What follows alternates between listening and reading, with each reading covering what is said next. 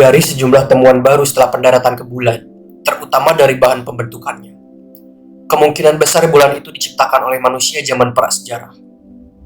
Begitu kita melepaskan diri dari teori evolusi terhadap belenggu kearifan kita, maka kita akan dapat melihat sejumlah besar keadaan yang tidak terbayangkan oleh kita. Seperti misalnya, dugaan bahwa bulan adalah ciptaan manusia. Di bawah berikut ini adalah keadaan sebenarnya yang ingin kami beritahukan kepada Anda, yaitu membuka belenggu kearifan kita. Berita selanjutnya, planet bulan. Sejak Apollo mendarat di bulan pada tahun 1969, rasa misterius orang-orang terhadap bulan seakan-akan menurun. Dahulu orang-orang berkumpul bersama di rumah saat hari raya pertengahan musim gugur dan saat makan kue bulan. Begitu menengadahkan kepala melihat rembulan di atas langit, dalam hati pasti merasa penasaran dan bingung. Penasarannya adalah dari mana sebenarnya bulan ini berasal, dan bingung apa yang sebenarnya ada di atas bulan itu. Sastrawan pada masa dinasti Song, yaitu Su Tong dalam Sui Tiao Ketao, paling bisa hanya menyuarakan rasa penasaran dan kerinduan bangsa Cina terhadap rembulan. Kapan adanya terang bulan? Dengan erat bertanya pada langit cerah.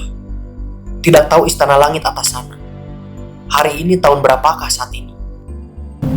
Setelah antariksawan mendarat di bulan, orang-orang tahu bahwa permukaan bulan adalah sebidang padang pasir tandus, diselimuti debu angkasa tak terhingga banyaknya, kosong melompong. Tetapi tahukah Anda, setelah mendarat di bulan beberapa temuan baru yang didapatkan, malah membuat ilmuwan semakin bingung terhadap asal-usul bulan. Saat ini pemahaman ilmuwan terhadap bulan telah melampaui imajinasi sebelum pendaratan di bulan pada waktu itu. Bukti-bukti temuan ini bisa membuat pemikiran baru orang-orang terbuka, mengenal dan merenungkan kembali asal mula diri sendiri dan kehidupan serta alam semesta. Berita selanjutnya, studi awal. Sejak zaman dahulu, astronom setiap bangsa di dunia telah mengadakan pengamatan yang panjang terhadap bulan. Penampakan bulan yang mengembang bulat dan menyusut terbentuk sabit, selain menjadi objek inspirasi penyair, lebih menjadi pedoman kerja penanaman sawah petani. Penanggalan tradisional Tionghoa merupakan penanggalan yang berdasarkan peredaran bulan, berperiode 28 hari sebagai patokan. Pada masa lampau, orang-orang bermuka di sebuah fakta yang sangat menarik. Bulan selalu mengarah pada kita dengan satu permukaan yang sama. Kenapa melalui pendapatan yang panjang, orang-orang mendapati bulan berputar sendiri, dan periode perputarannya persis sama dengan periode perputaran yang mengelilingi bumi? Maka, biar dimanapun posisi bulan berada, bulan yang kita lihat dari atas bumi pasti merupakan satu permukaan yang sama. Bayang-bayang di atas bulan selalu sejenis yang serupa. Orang-orang bahkan memperhatikan, ukuran bulan kelihatannya sama besar dengan matahari. Matahari dan bulan dirasakan sama besarnya. Namun, pada kenyataannya, apakah sama besarnya? Orang dahulu acap kali berhasil mengamati suatu fenomena alam yang aneh. Mereka menyebutnya dengan istilah dewa anjing menelan matahari. Di saat itu akan ada benda langit berwarna hitam menutup total matahari. Langit siang hari yang terang benderang tiba-tiba menjadi gelap gulita, dipenuhi dengan kelap-kelip bintang, yaitu gerhana matahari total yang dikenal oleh ilmuwan sekarang ini. Pada saat gerhana matahari total, benda langit hitam yang kita lihat adalah bulan. Ukurannya bulan persis bisa menutupi matahari.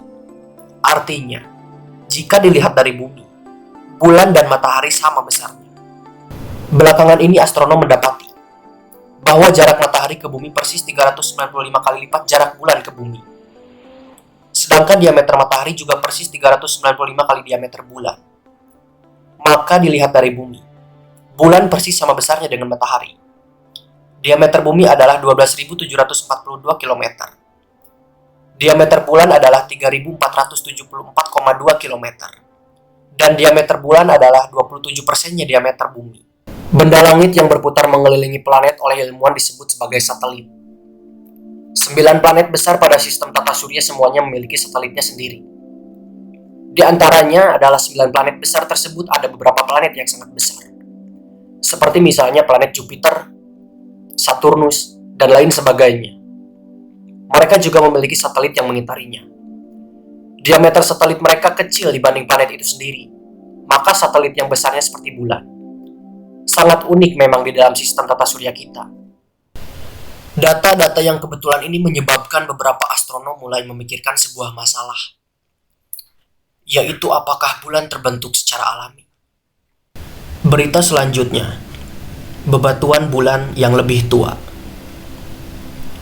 Setelah pesawat antariksa Apollo mendarat di bulan pada tahun 1969 dan mengambil contoh batuan dari atas permukaan bulan, lalu melakukan berbagai pengujian, didapatkan data yang bisa dijadikan bahan analisa lebih mendalam terhadap struktur bulan.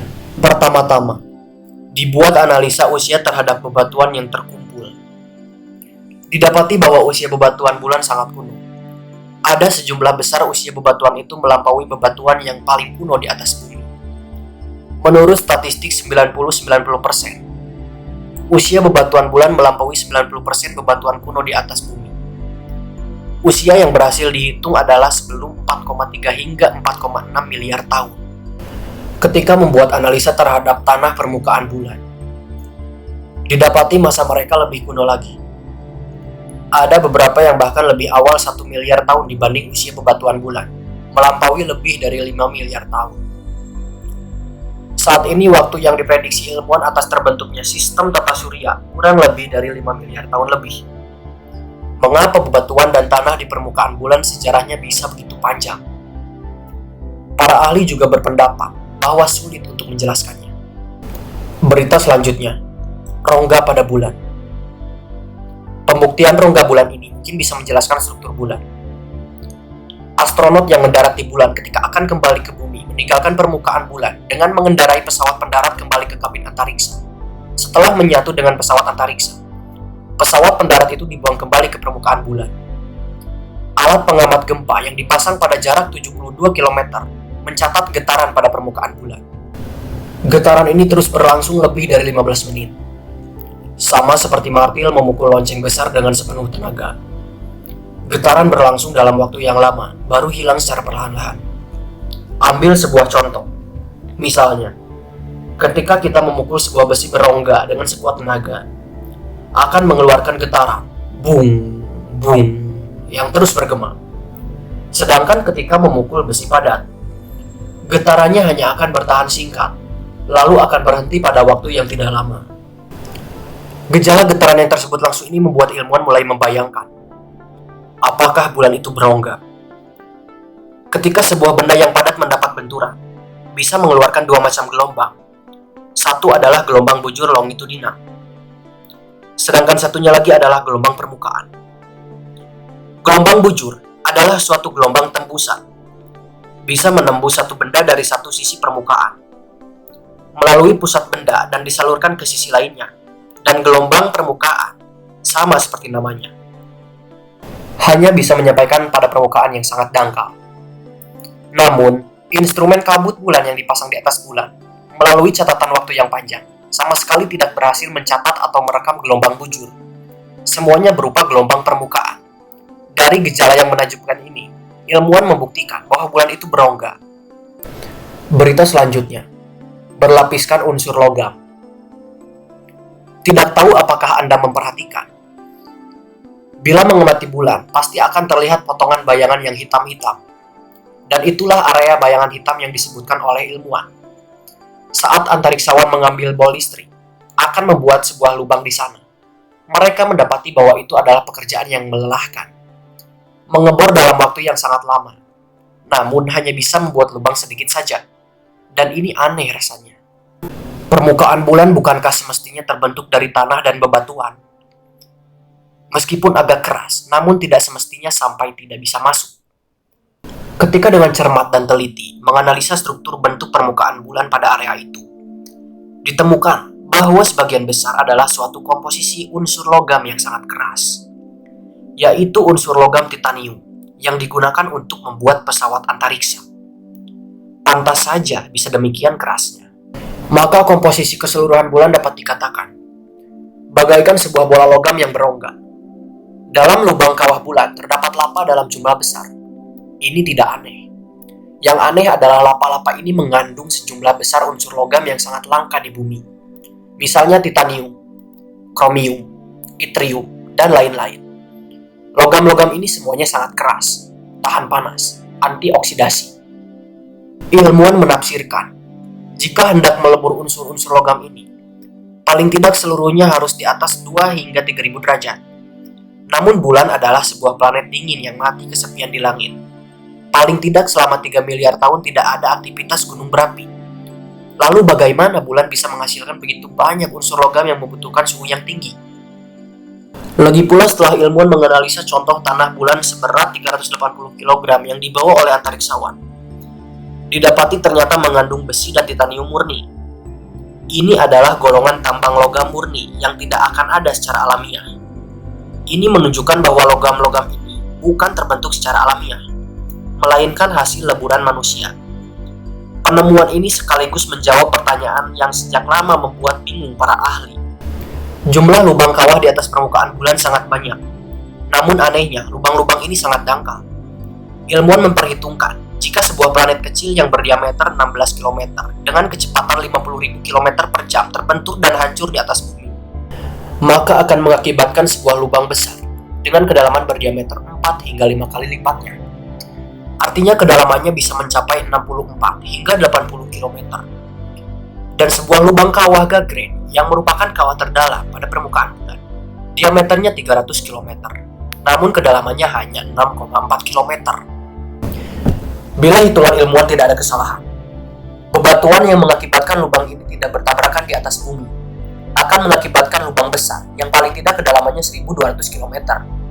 Mengapa di atas bulan hanya bisa menimbulkan lubang bebatuan yang demikian dangkal?